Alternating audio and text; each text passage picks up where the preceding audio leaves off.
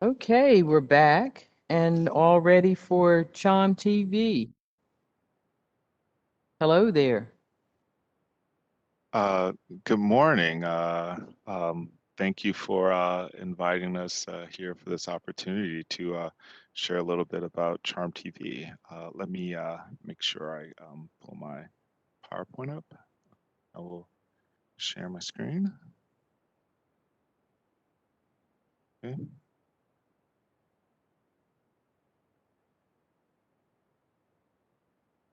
Uh, okay. Can you see the screen? Okay. Okay. Yes. Um, Got it. My name is Calvin Harris, and I am a communications director for the Office of the Mayor. And as part of my honor and responsibility, I get to work with and oversee the talented folks at Charm TV. Just FYI, Joe DeBalzo, the operations and traffic manager for Charm TV, is actually here with me today. And just want to give a really awesome shout out to the team, Gabby, Tim, Mike. They have a very small skeleton team, but they definitely punch and swing above their weight class. Um, I think I have to start today by simply saying, uh, I see the questions in your eyes. I know it's weighing on your mind, but you can be sure I know my part. Um, I won't continue to sing the rest of the entire song. I'm not sure if anybody watches Pose, but I swear, like the moon and the stars in the sky and the shadow by your side, that Charm TV is always there.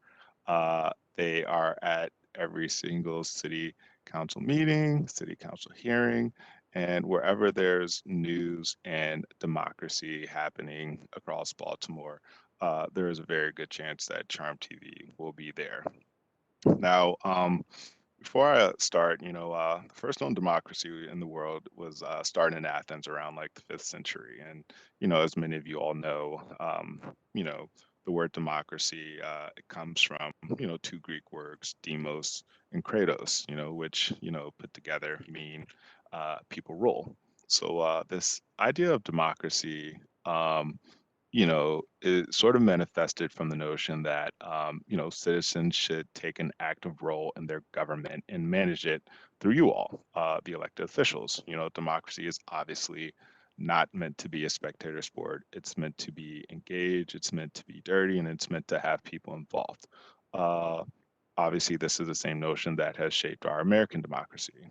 However, you know, we're at a time where voting rights are being stripped, and uh, it's much harder, especially in the light of COVID, for your everyday folks to actually participate in democracy. And, it seems like a very fleeting concept. However, thanks to Joe and, the great folks at Charm TV, they've really done a lot to make democracy and Baltimore city government accessible. They brought it to Main Street, brought it to people's living rooms, people's phones, and really have been able to showcase a lot of the great work that our mayor's office and as well as the leaders on our city council have been able to do over the last year. So, oops. So again, just a quick description. I know many of you all already are fairly familiar with Charm TV, but for those who aren't, I mean, they are the go-to for all things Baltimore. I like to sort of view them as the storytellers of the city.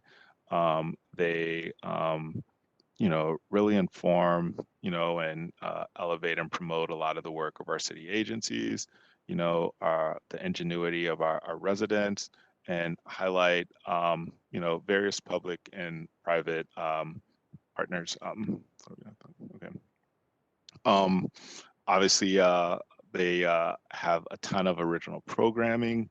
Um, that really showcases a lot of the sort of the energy from young folks that are really active across Baltimore.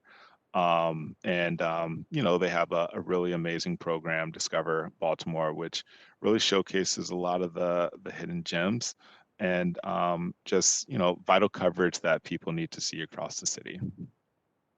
Um, we have the good folks from BVM MR who can happily dive in through some of the numbers, but the recommended budget maintains the current levels of service. As you can see, there's four positions, and I'm sure at various events across the city, you've seen most of their team, and you know them fairly well.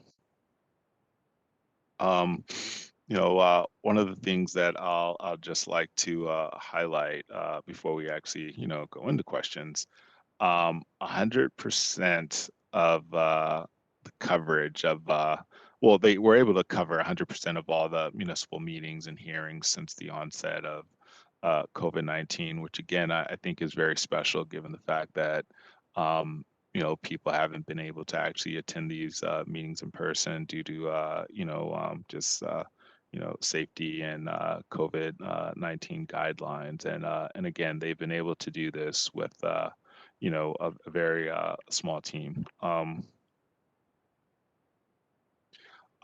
Here's sort of a deeper look at the breakdown just of their work over the last year. Just looking, from, the onset of COVID, roughly about March 2020 to, where we are today. You can sort of look at the number of city council meetings, hearings, uh, zoning meetings, BOE, liquor license. It's just immense work that their team has really been able to do, and just being consistent, just being consistently there. I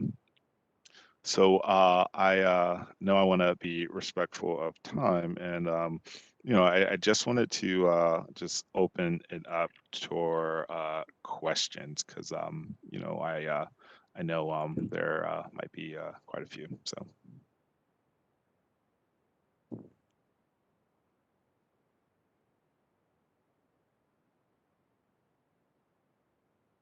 Thank you so much for your presentation. Do we have any questions from the council for Charm TV?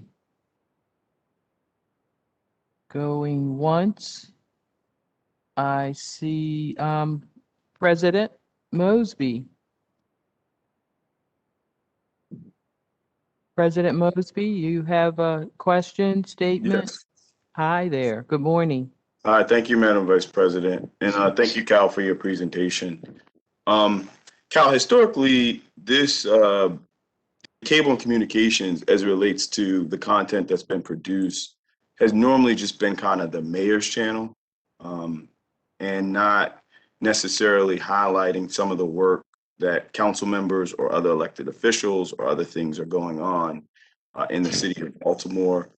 Um, I, I guess I'm seeing it somewhat problematic that the mayor's communications director is kind of also leading the cable and communications, because at the end of the day, it's your sole job to have the mayor's interests at heart all the time. I mean, you work with him on strategic communication, you work with him on when troubles come up. I mean, that's like your main role and function. I guess, how can the council be assured from a cable and communications perspective that the city starts to move in a different direction, and this public access channel is really public access channel to allow the citizens to see some of the amazing work that council members are doing, to allow council members and other elected officials to be part of the content, that the original content that is produced there.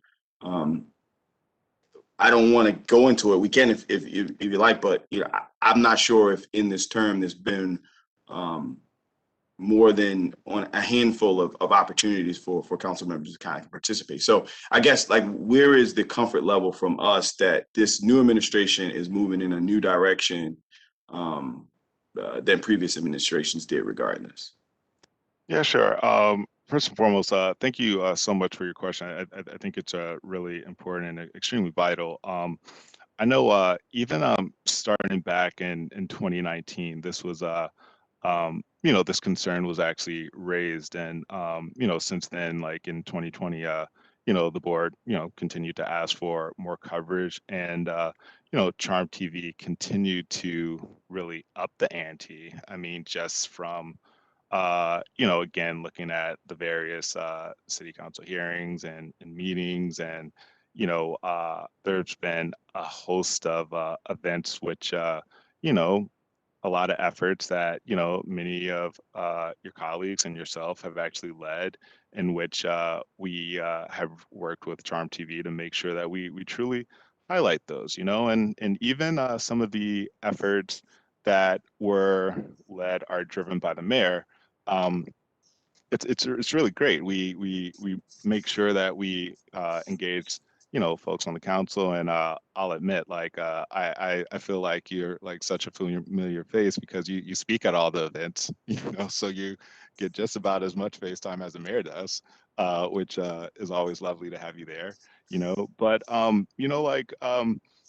yes, like I am comms director for the mayor, but I still work for and am indebted to the folks in Baltimore, like the taxpayers in Baltimore, and um, it would ultimately, and again, I'm not going to speak for the mayor right now, but it is best that Baltimore is truly reflected in Charms TV, and I think between my leadership and the work of Joe and his team, they have done a really good job to do just that. And I'm not sure, Joe, did you want to provide any more words?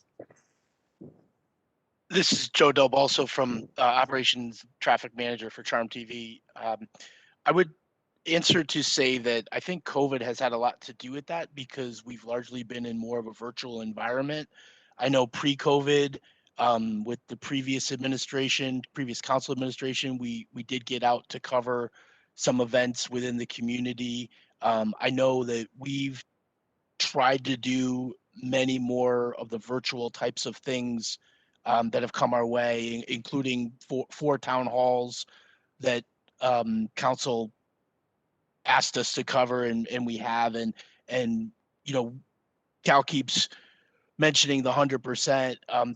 That's quite a stretch from where we were 3-4 years ago, in that we're basically any hearing that's taking place, we're representing it in some fashion, whether it's live or recorded if there's a conflict, a scheduling conflict. Yeah, and so the question, the motivation wasn't to cast dispersion. I think that, one, when we talk about from an open meetings perspective, clearly the council meetings on the public access channel should be there, right? When we talk about this budget hearings, clearly this should be covered. That's why we preempted, say, the BOE yesterday. Clearly this should be covered for the public. I guess what I'm going down the path of, some more of the original content, some are more of just a quantifiable and qualitative aspect of ensuring that there's some level of equal balance, particularly as it relates to the different bodies of government. So I guess what I would say is, in the past, there's probably never been a plan.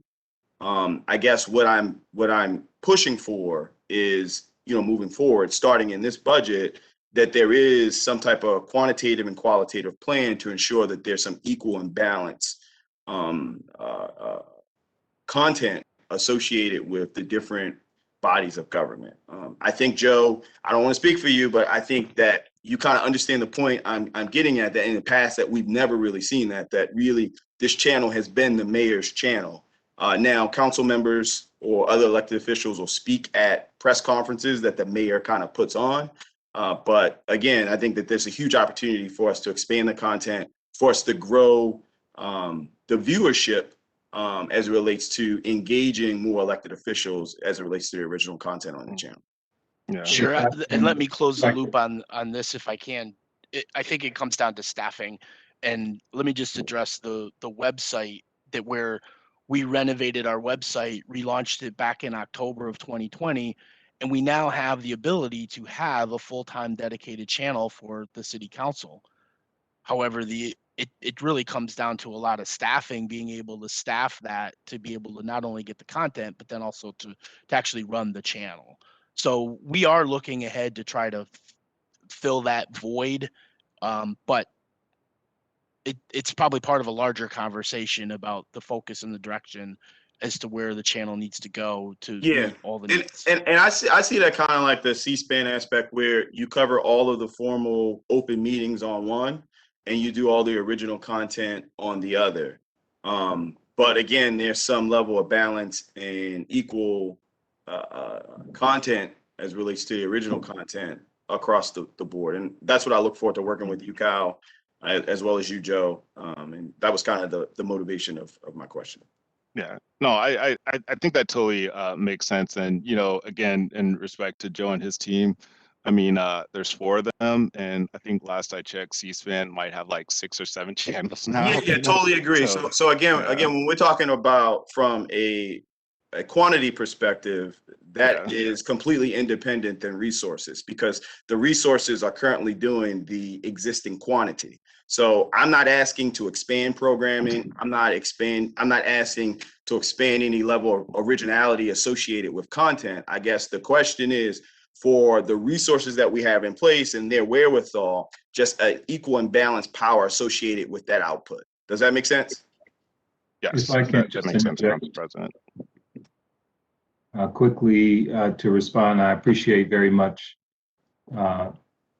Cal and the director's responses. I'll also say, from my perspective, the CharmTV is not the mayor's channel. The mayor is doing the work of the city. It is the city's channel, and ultimately, we want to make sure, whether it's you, Council President, your colleagues, or the mayor, that the work of the city is on display on CharmTV. And so we are absolutely happy to work with you as we go forward to make sure that the programming associated with CharmTV is representative. But the mayor ultimately is making news and is doing the work associated with the city. Making sure that is highlighted on CharmTV makes sense. Makes total sense. I guess to that same point, you know, there's 14 other members of this body that's also making news and also doing the work of the city, and they should have equally the ability to kind of highlight and communicate that work. The substance of your point is that this is the people's channel. This is a public access channel. And that kind of goes in line with what I'm communicating, that there has to be some level of proactive balance associated with what's going on. Clearly, if you have the mayor's communications director that is leading the effort, obviously it's going to be a lot easier to get the mayor's important messaging, important initiatives out there before, say, Councilman Schleifer in Northwest Baltimore, because his comms director is not part of that proactive planning associated with what's going on. So that's why I think that it's going to be something that has to be done in a very strategic and calculated manner, and has to be done in advance, as opposed to kind of on the fly, to ensure that there's some level of balance associated with when we quantify the amount of airtime for elected officials to kind of communicate what's going on in their districts, what's going on in their offices, and how they're moving the city forward. Absolutely, and again, very happy to work with you and your colleagues to do so. It is a citywide channel with focus on citywide issues. So I am happy to work with you, and I'm sure Cal is as well, to make sure that we are keeping that in mind as we go forward. Thank you. Thank you. Thank you, Madam Vice President. You're welcome. Any other questions from committee on this office? Seeing no hands raised. I got a hand raised. Oh, I'm sorry. Who is that? Yitzi. Oh, there you go. Go ahead, Councilman. Thank you so much. So first of all, I don't have a comms director, so we're kind of on our own, as you could probably see if you look at our materials. But to that point, I've reached out in the past as well when when there's something more significant going on, not necessarily like producing a specific story, although I think that would be really cool, especially as it pertains to like major significant projects or something happening in the district. My district, a prime example would be what's going on over at the racetrack and the redevelopment and the Center for Hope that's coming up there, and what's coming next. I think there's still citywide, people don't really know what's coming next, and I think that would be a great opportunity for all the different partners in the city, all the different agencies, to really come together with a unique piece that would express what's going on there, talk about the history a little bit. That's certainly a public interest piece. But what I had reached out in the past was when I was doing some regional efforts, and we had different events that were taking place, like some town hall events and some public safety events. And I think that and it was rejected. So what I would just ask is that if there's any way to even come up with an unofficial allocation, even if that's only 3 hours a year, but to have some degree of an allocation where council members can say whatever the number one priority is that they're doing that year, they know that they can get 3 hours of time on, or 4 hours of time on Charm TV. Even if it's not at a specific time, it could be filled in at a later date. It could be recorded and then played back when available. But at least to just have that opportunity to have a piece of the pie, whereas right now I don't see any time other than the public meetings of the council that we as individual council members have any opportunity to participate in Charm TV.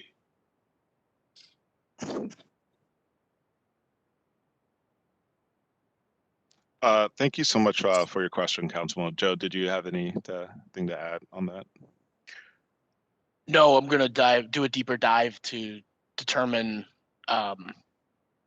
with all of the districts, maybe profile with one of our creative shows to try to get out over the course of the next couple months of the summertime and focus in each of the different districts to identify. So hopefully you'll be hearing from some people from our team to try to answer to what Councilman Schleifer is asking for. That sounds good. Thank you so much, Joe. Thank you. Thank you. And I don't see any more. Yes, Madam Chair. Oh, I have a go question. ahead. Go ahead, Councilwoman Porter. Thank you very much. I wanted to follow up on Councilman Schleifer's comments.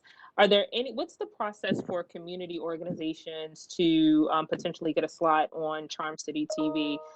There are a few key organizations in my district that have to do with like youth media, different cultural and arts festivals, and they have had significant issues with reaching out to Charm City TV and obtaining at least just like a 2-minute slot to share the big festivals or big happenings that's been happening in District 10. And so I just wanted to know, do you all have a protocol for community organizations to get in contact with Charm City TV, and what's the expectation of approval once you all have reviewed their content? Joe, did you want to talk about that? There isn't, other than just receiving a phone call, email, a tip from somebody, there isn't really a formal process. Councilman Porter will let us reach out to your office and get some of those contact people so that we can follow up and try to answer to some of those requests. I don't know that most of the information filters through me that comes to either the phone or the email account. So Yes, sir. I'm going to follow up directly with you if that's okay, and try and get perfect. a list of who you're working with. Thank Yes, you. that's perfect. That would be perfect. And just for just to remind council members to as the request from the chair of this committee, Chair Costello, has continued to mention, try to keep your district specific things that way, and you can make your own individual appointments as we kind of move forward. And with no further questions, and we're staying on schedule, we're going to next. Madam Chair, I got my hand up. Oh, I'm sorry. I'm looking at the hand raised things. Sorry, Councilman Stokes. That's all right. I just ahead. have a question, Charm TV. How do we highlight, because we always get a lot of negative things about Baltimore from other media outlets.